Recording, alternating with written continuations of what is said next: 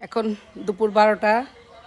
তো ভাবছি যে এই টাইমটা কিন্তু আমের ভর্তা বা মানে টক জাতীয় কিছু খাইলে খুব ভাল লাগে।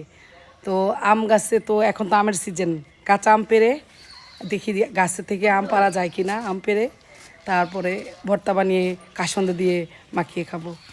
দেখি রেবা অলরেডি আম আম আম পেড়েও নিয়েছে। কয়টা নিছো দেখি? 3টা।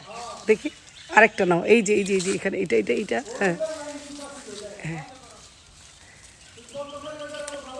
নিছো, টান দিলে তো। হ্যাঁ বাহ, কয়টা হইলো? চলো। এই যে কনক আম কাটা শুরু করছে। কিছুক্ষণের কিছুক্ষণের মধ্যেই আমরা ভর্তা বানাবো।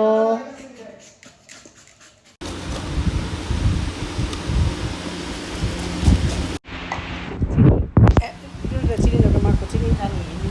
এই সাইডে দিও চিনি। হ্যাঁ এটা চিনি দিলা না? দাও।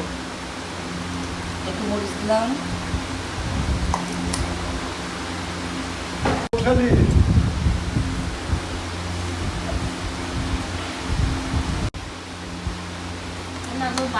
এই আমরা তো কাসন্দ দিই।